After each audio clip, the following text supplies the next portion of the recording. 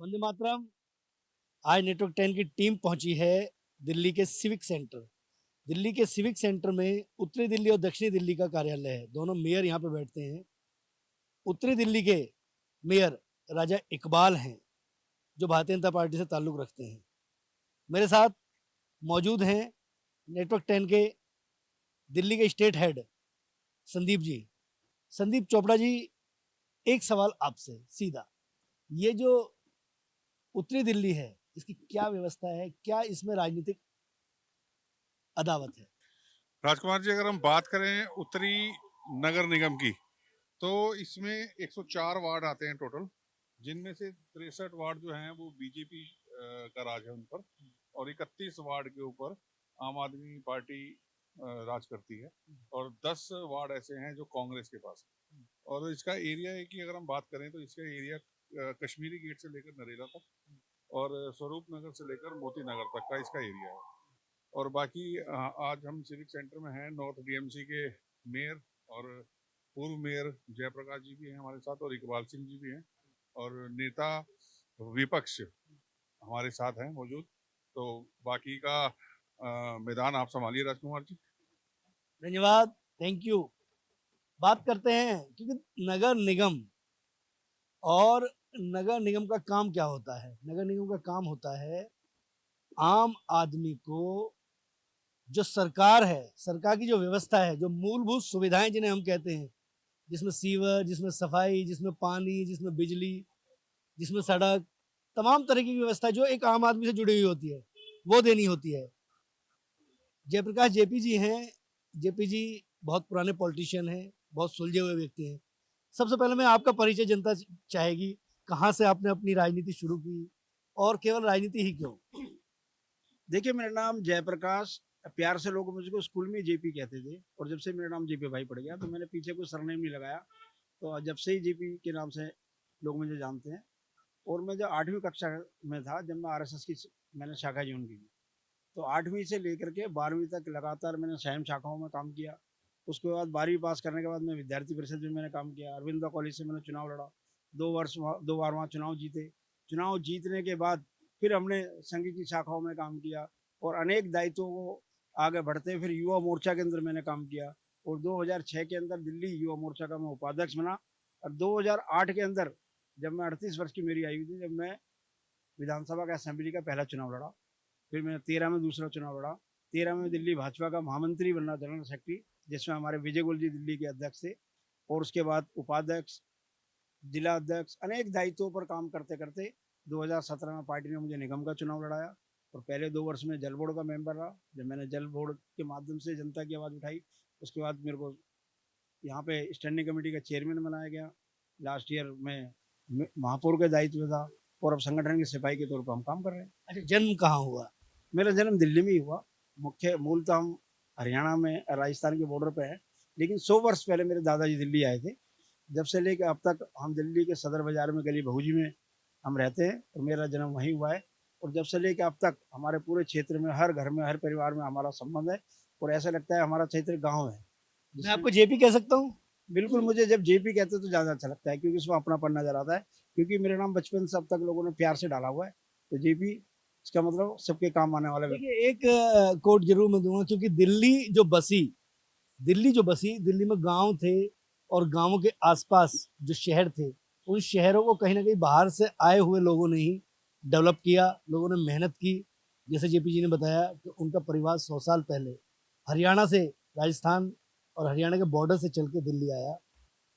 तो एक बड़ी अहम चीजें होती है कि जहां हम काम करते हैं, जिन लोगों के बीच में हम रहते हैं, उनमें कहीं ना कहीं एक भावनात्मक लगाव हो जाता है। दिल्ली से तभी शायद भावनात्मक लगाव हुआ होगा। मेरे साथ विपक्ष के नेता हैं, आम आदमी पार्टी के कार्यकर्ता हैं, और सीधे उन्हीं से उनका परिचय जान लेते हैं। आम आदमी का परिचय बहुत छोटा परिचय है, आम आदमी की तरह।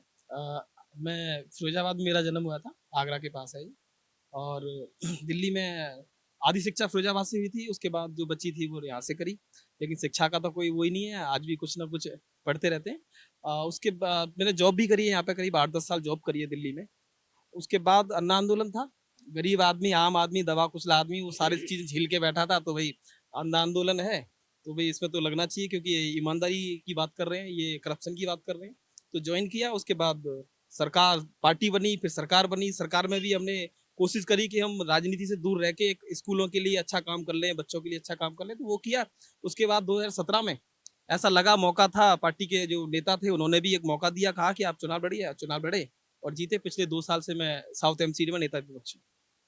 प्रेम कुमार जी, विपक्ष के पास अधिकार होना चाहिए सवाल पूछने का, है ना? शायद मैं ऐसा समझता हूँ, तो पूछ लीजिए, सत्ता सामने खड़ी है। नहीं बिल्कुल, मैं तो इसमें सीधी सी बात एक बात पूछना चाहूंगा कि 15 साल का भ्रष्टाचार, दिल्ली को गिफ्ट में दिए 3 कूड़े के पहाड़ और एमसीडी की आर्थिक स्थिति बदहाल, तो ये क्यों है? इसका जिम्मेदार क्यों है? ये ऐसा तो नहीं है कि सिर्फ 7 साल में दिल्ली सरकार ने कर दिया। 15 साल से आप, और इससे पहले भी कई बार केंद्र में भी भाजपा की सरकार रही है, और पिछले 7 साल से केंद्र में भाजपा की सरकार है। जब मनोज तिवारी जी प्रदेश अध्यक्ष ये बोलते हैं कि हम डायरेक्ट फंड लेके आएंगे, तो वो डायरेक्ट फंड क्यों नहीं लेके आ पाए? क्या दिल्ली की जनता से आपने झूठ बोला था? तो इस तरह के काफी सारे सवाल हैं, और मूलतः एक ही सवाल है कि दिल्ली इतनी गंदी क्यों है, कूड़ा क्यों है, और भ्रष्टाचार क्यों है? सीधे जवाब, जेपी जी, सीधे जवाब। देखिए, दिल्ली एक बढ़ता हुआ शहर है। जैसे मैंने अपने परिचय में बताया कि मेरा परिवार हरियाणा राजस्थान से आया। मेरे मित्र प्रेम चौहान जी खुद कह रहे हैं कि वो यूपी से, कहीं से, फिरोजाबाद से यहाँ आकर के बसे।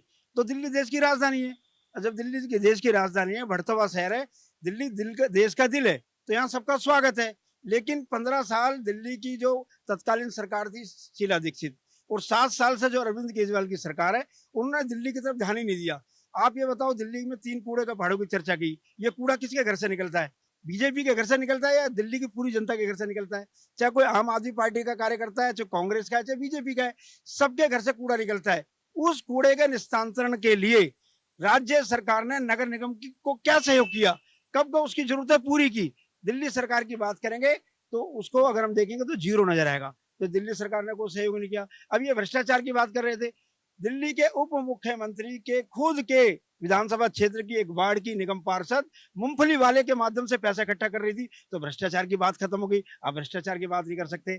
जो मूल्य आपने तय किए थे, क्या आप उन मूल्यों पर खरे उतरे हो? आपने लोकपाल की बात की, आज तक लोकपाल नहीं आया। आपने लोकायुक्त की बात की, आज तक लोकायुक्त नहीं आया। आपने स्वराज की बात की, स्वराज कहाँ गया? गली गली में आपने शराब की दुकानें खुलवा दी हैं।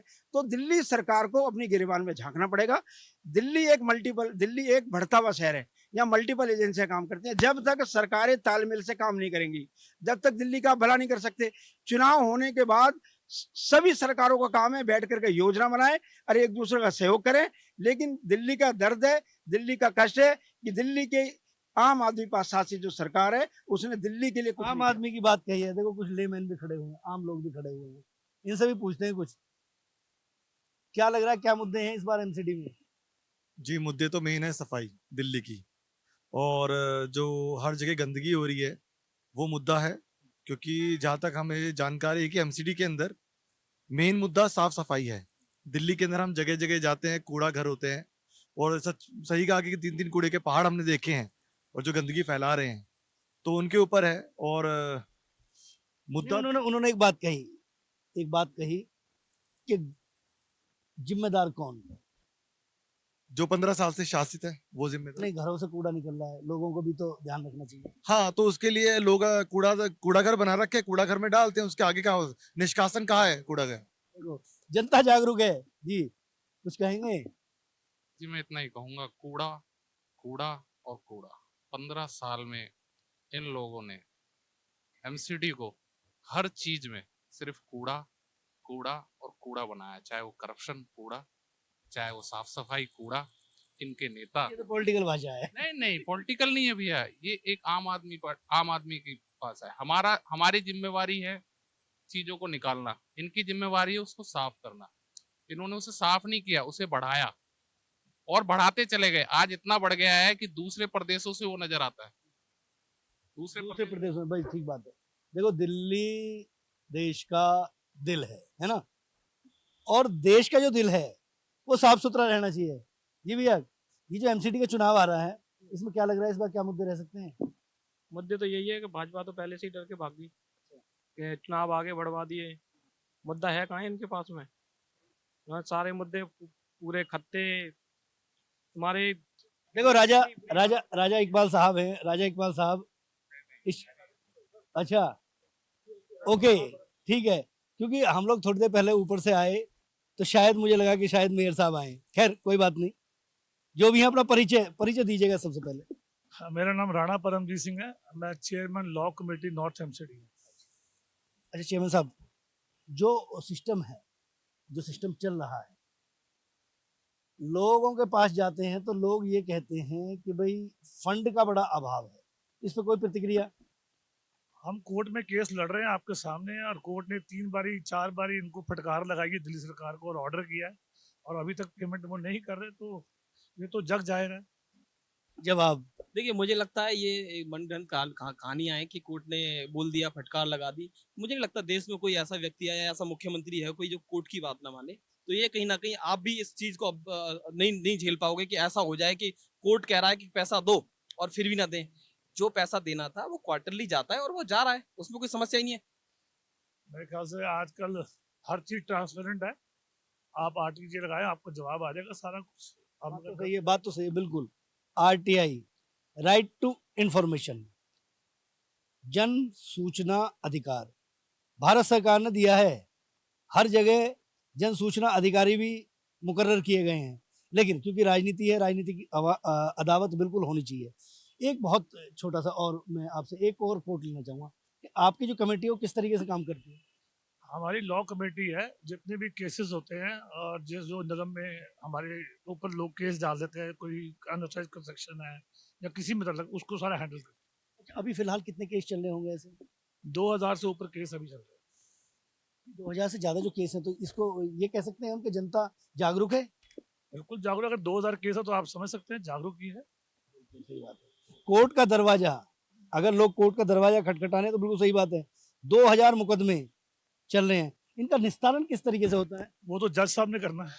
हम अपना अपना पक्ष रखते हैं, लोग अपना पक्ष रखते हैं, और इसीलिए जो लगातार इस वक्त सिस्टम चल रहा है, और हम चाहते हैं कि फास्ट ट्रैक पे होके ये जल्दी से जल्दी खत्म किया जाए। कोई उसमें टाइम बाउंडेशन है कि मुकदमा इतने दिन में हो जाना चाहिए? ये सब जज साहब के हाथ में है, वो जितना टाइम देना चाहें। अब वो चाहे तो फास्ट ट्रैक पे डाल के खत्म भी कर सकते हैं।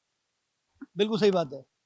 आम आदमी को ज्यादा लंबे चक्कर ना लगाने पड़े, इस बारे में भी मंथन चिंतन मनन करने को। तो आपकी तरफ से, आपकी कमेटी की तरफ से कोई ऐसा प्रस्ताव सरकार को दिया? हमारी तरफ से जो हमारे स्टैंडिंग कमेटी के चेयरमैन है, मेयर साहब हैं, और हाउस के लीडर हैं, वो बात कर रहे हैं। अच्छा, मतलब आप ऐसे समझू मैं एक लेमैन आम आदमी की तरह से कि आपकी जो कमेटी है वो एक प्रस्ताव बना के मेयर साहब को देती है, और मेयर साहब फिर उसको सरकार को आगे अग्रसारित कर देते हैं। तो भैया ये स्थिति है लॉ कमेटी की। एक और सवाल, सत्ता, चुनाव क्यों टल गई, कैसे? मतलब इसको लेकर भी बड़े सवाल हैं कहीं ना कहीं मन में। जो एक जेपी जी, मैं ये समझने का प्रयास करूंगा कि एक समय होता है कि आपकी सरकार का गठन हुआ, गठन होने के बाद 5 साल रहेंगे, 5 साल के बाद फिर चुनाव हो जाने चाहिए। क्या पूरी प्रक्रिया होती है? देखिए, हर 5 साल बाद चुनाव आता है। जब समय कार्यकाल पूरा होता है तो चुनाव घोषित होता है। इस बार कब तक का कार्यकाल है? अभी हमारा जो कार्यकाल है वो 18 मई तक है। 18 मई को हमने शपथ ली थी। मतलब 18 मई तक कोई दिक्कत नहीं है, 18 मई के बाद चुनाव, 18 मई तक तो कराने की आवश्यकता है ही नहीं। नहीं, देखो, चुनाव का प्रोसेस पहले शुरू होता है, लेकिन इस समय चुनाव टले क्यों हैं? असली बात वो जो आप मुझसे पूछना चाहते हो, आप सीधे अगर उस पर आओगे तो मैं बताना वो बेहतर रहेगा। बिल्कुल। देखिए, देश के अंदर, देश की राजधानी दिल्ली है। दिल्ली के अंदर 2012 के अंदर निगम एक थी, लेकिन उसकी उस समय की तत्कालीन सरकार, शीला दीक्षित सरकार ने तीनों निगमों का ट्राइफिकेशन कर दिया। तीनों निगमों को 3 हिस्से कर दिए। 3 हिस्से करके उन्होंने एक दक्षिण नगर निगम बना दी, एक उत्तरी निगम बना दी, एक पूर्वी निगम बना दी। तीनों के हेड ऑफिस भी अलग अलग बना दिए। 2012 से पहले के जो भी हमने एमसीडी ने के दिल्ली सरकार या केंद्र सरकार से लोन लिए थे, जब आपका जन्म नया हो गया, आपका नाम नया हो गया, तो राज्य सरकार नए नाम से आपका लोन, लिए हुए लोन को कैसे उसका ऋण ले रही है, क्यों उसका ब्याज ले रही है, एक बात। दूसरा, जब तत्कालीन सरकार ने ट्राइफिकेशन किया तो तीनों निगमों को आनन फानन में कर दिया। उत्तरी दिल्ली नगर निगम, जिसके 6 बड़े अस्पताल चलते हैं, जिसके 1,000 करोड़ का महीने का खर्चा है, जिसने भी कोविड काल में दिल्ली सरकार से ज्यादा काम किया है, जब आपने तीनों निगम अलग बनाई तो वो उनका आय कहाँ से होगी, उनका खर्चा कैसे पूरा होगा? उसके लिए दिल्ली सरकार ने राज्य वित्त आयोग का गठन कर दिया कि राज्य वित्त आयोग तीनों निगमों को समय समय पर उनके फंड्स, कितने फंड्स उनको चाहिए, कितने उनके कौन को हेड में चाहिए, उसको वो तय करेगी। थर्ड, फाइनेंस कमीशन की घोषणा हुई जिस समय शीला दीक्षित की सरकार थी, उस समय उसका जो पूरा जो पेमेंट थी, वो फंड था, वो निगम को नहीं मिला। फिर फोर्थ फाइनेंस आया, फिफ्थ फाइनेंस आया। फोर्थ फाइनेंस को जो वर्तमान की केजरीवाल सरकार है, उन्होंने उसको लागू नहीं किया। फिफ्थ फाइनेंस की जो सिफारिश आई, उसको उन्होंने माना नहीं, जबकि उन्होंने विधानसभा के पटल पर तो उसको रख दिया, लेकिन उसको मानने के लिए तैयार नहीं है। क्यों मानने के लिए तैयार नहीं हो भाई? दिल्ली सरकार का ये अधिकार नहीं है कि उन निगमों को कमजोर करे, क्योंकि निगम के अंदर जो पैसा आता है ग्लोबल शेयर के माध्यम से, वो हमारा अधिकार है। कुछ युवा भी खड़े हैं, उनसे भी कोट लेते हैं।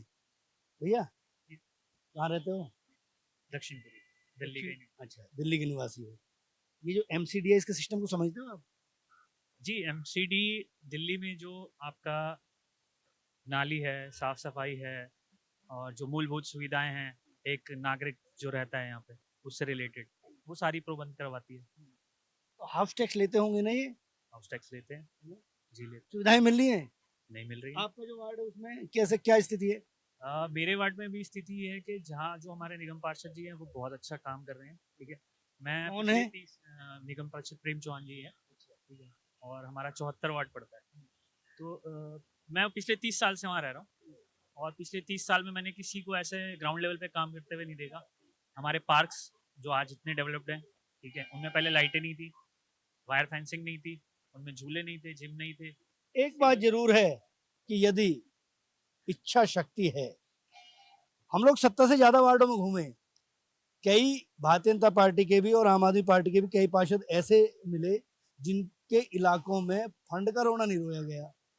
और एक वार्ड तो ऐसा था, प्रचार करना ठीक नहीं होगा, कि उसने अपने यहाँ CCTV कैमरे लगवा दिए और तकरीबन मेरे ख्याल से 30 लाख रुपए का वो बजट बता रहे थे और उन्होंने कहा साहब मैंने तो 3 करोड़ रुपए लगवा दिए। CSR फंड होता है, CSR फंड जो होता है, वो जो बड़ी कंपनियां होती हैं उनका ये तय होता है कि आपका जो टर्नओवर होगा, उस टर्नओवर का कुछ पैसा आप समाज सेवा के लिए खर्च करोगे। अगर अदावत है, सोच है, समझ है और संपर्क है, तो उस पैसे का भी इस्तेमाल अपने क्षेत्र में किया जा सकता है। मैं गलत तो नहीं कर रहा? आप बिल्कुल ठीक कह रहे हो। देश के अंदर अनेक ऐसी बड़े संस्थाएं हैं जो CSR के माध्यम से जनता की सेवा करती हैं। और रही बात, अभी एक मैं मित्र की बात सुन रहा था, दिल्ली में 272 वार्ड है। 272 वार्ड में लगभग तीनों निगम की बात करें तो 50 के लगभग आम आदमी पार्टी के वार्ड है। इनके वार्ड में तो नगर निगम अच्छा काम कर रही है, इनके वार्ड में तो कूड़ा ठीक उठ रहा है, और बीजेपी के वार्ड में कूड़ा ठीक नहीं उठ रहा। इनके घर से कूड़ा कैसे उठता है? कर्मचारी तो नगर निगम का एक ही है ना भाई। आपके वार्ड का नगर निगम का कर्मचारी तो बहुत अच्छे से काम कर रहा है, और बीजेपी का नगर निगम का कर्मचारी अच्छा नहीं कर रहा। भाई तनख्वाह तुम थोड़ी दे रहे हो, तनख्वाह तो नगर निगम दे रही है। तो ऐसा नहीं है। मुद्दा क्या है? मुद्दा यह है कि निगमों को दिल्ली सरकार ने कमजोर किया है, उनके फंड्स काटे। देखिए, एक सिस्टम को चलाने की व्यवस्था बनती है, और जैसा बताया कि हर जगह छोटा छोटा पार्ट लेके दिया जाता है। तकरीबन 850 करोड़ रुपए के आसपास पर महीने का खर्चा, शायद 900 करोड़ के आसपास बैठेगा सारा जाके। तो ये पैसा कहीं ना कहीं आम आदमी के अलग अलग डिपार्टमेंट से इकट्ठा होता है और उसी पैसे से आगे की व्यवस्था चलती है। अच्छा, सवाल तो वाजिब है कि जहाँ काउंसलर आम आदमी पार्टी के हैं वहाँ विकास हो रहा है, वहाँ दिक्कतें नहीं आ रही, लेकिन बीजेपी वाले परेशान हैं। देखिए, दिक्कतें ये आ रही हैं वहाँ पर भी कि बजट नहीं मिल रहा है। इसमें समझना पड़ेगा, एक प्रक्रिया को समझना पड़ेगा कि पार्षद चाहे तो वो बेहतर काम करा सकता है। होता क्या है कि अमूमन में बहुत खोल के बता रहा हूँ आपको, आधे कर्मचारी गायब होते हैं, वो बिना पार्षद की साँठ गांठ के नहीं होते। हम कोशिश करते हैं कि हमारा एक भी कर्मचारी इधर उधर ना हो। और ये समस्या वार्ड की नहीं है, ये समस्या सिर्फ वार्ड की नहीं है, दिल्ली की है। जो 3 पहाड़ दिल्ली को दिए हैं, ऐसा लगता है मसूरी का पहाड़ है, रात में देखो तो पहाड़ कोई 7 साल में नहीं बने, वो भाजपा की देन है वो।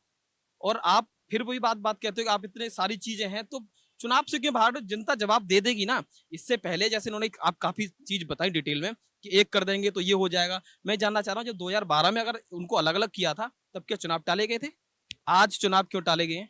आज आधे घंटे पहले आप चुनाव आयोग को बोलते हो कि चुनाव अभी रोक दीजिए, हम एक करने के विचार कर रहे हैं। आप करते रहिए एक, हम आपका समर्थन कर रहे हैं, हम विरोध नहीं कर रहे हैं। आप चुनाव तो समय पर कराइए, तो चुनाव से भागने का काम कर रहे हैं। दूसरी चीज, इन्होंने बोला कि फंड की दिक्कत है। फंड 488 रुपए प्रति व्यक्ति के हिसाब से हर निगम को मिलना चाहिए। ये वित्त आयोग का सिफारिश है केंद्र सरकार को। केंद्र सरकार ने देना भी शुरू किया, लेकिन 3 लाख करोड़ के आसपास का बजट था, ये पूरे देश को देना था। दिल्ली को नहीं मिलता है। क्यों नहीं मिलता है? क्योंकि केंद्र सरकार ने इसमें 280 आर्टिकल 280 में कुछ प्रावधान करना है, थोड़ा सा चेंज करना है, वो नहीं कराना चाहते। ये आम आदमी पार्टी 92 सीट लेके आके प्रचंड बहुमत के साथ सरकार बनाई है, और उस सरकार के लिए इनको बधाई देता हूँ, देश को बधाई देता हूँ कि हर स्टेट में आम आदमी पार्टी इसी तरीके से बढ़ती जाएगी और जनता के लिए जेपी जवाब। देखिए, अभी एक साठ गांठ की बात कर रहे थे, मुझे तो पता नहीं कर्मचारियों से साठ गांठ भी होती है। तो प्रेम चौहान जी के वार्ड में ये कैसे कर्मचारियों से साठ गांठ करते हैं, उनकी संख्या कम कैसे करते हैं, ये तो यही बता सकते हैं। क्योंकि जिनको जो आदमी करता है जिस काम को, वही बोलता है, क्योंकि वो ज़्यादा शोर मचाता है। रही बात दिल्ली के अंदर, दिल्ली में जब भी चुनाव होंगे भारतीय जनता पार्टी पूर्ण बहुमत से आएगी, चौथी बार निगम के अंदर आएंगे। और नगर निगम के अंदर भारत सरकार के माध्यम से कितने काम होते हैं इनको शायद पता नहीं है।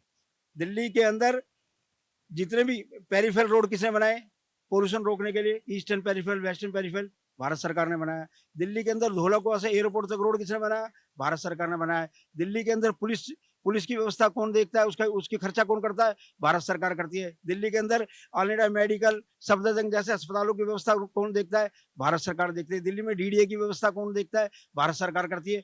तो दिल्ली के अंदर आधे से ज्यादा खर्चा तो भारत सरकार ही कर रही है। और भारत सरकार ने यूडी मिनिस्ट्री के तहत, स्वच्छता अभियान के तहत दिल्ली के अंदर जितने भी आज दिल्ली ढलाव मुक्त हो रही है, जगह जगह कंपैक्टर लग रहे हैं। प्रेम चौहान जी के वार्ड में भी कंपैक्टर लगे होंगे, उसमें दिल्ली सरकार का कोई रोल नहीं है। दिल्ली के अंदर जितने भी कंपैक्टर लगे, चाहे वार्ड किसी का भी हो, भारत सरकार का उसमें फंड लगा है, यूडी मिनिस्ट्री का उसमें फंड लगा है। तो भारत सरकार अनेक योजनाएं लेकर के दिल्ली को संवारने का, सजाने का काम कर रही है। देखिए, एक बात जरूर तय है कि लोकतंत्र में सत्ता पक्ष और विपक्ष दोनों को बहुत मजबूती से अपनी बात को रखना चाहिए। जो यहाँ देखा स्वाभाविक तौर पर, क्योंकि अदावत, पॉलिटिकल अदावत जरूर होनी चाहिए, और राजनीति बहुत बुरी चीज नहीं है, राजनीति बहुत अच्छी चीज है। राजनीति के जरिए ही चीजों को बदला जा सकता है। संदीप जी, बाकी तो एमसीडी चुनाव है, जनता देखेगी क्या करना है क्या नहीं करना है, लेकिन मुझे ऐसा लगता है कि शायद नेता बहुत शानदार है दिल्ली में।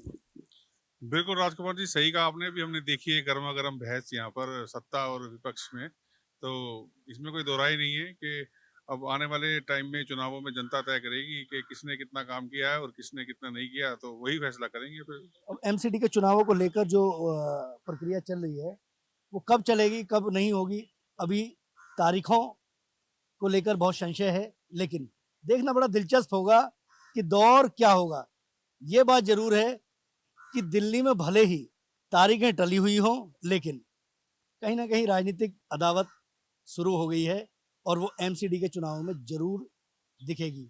जनता जनार्दन है, किसके पक्ष में जाती है, किसका पिटारा खुलेगा, कब तारीखें तय होंगी, ये देखना बड़ा दिलचस्प होगा। मेरे सहयोगी दिल्ली हेड संदीप चोपड़ा जी और अमित और दीपक के साथ राजकुमार चौधरी, नेटवर्क 10, सिविक सेंटर, नई दिल्ली। और इसी के साथ चुनावी अखाड़ा हमारी खास पेशकश में फिलहाल के लिए इतना ही। आप बने रहिए नेटवर्क 10 के साथ। जय हिंद।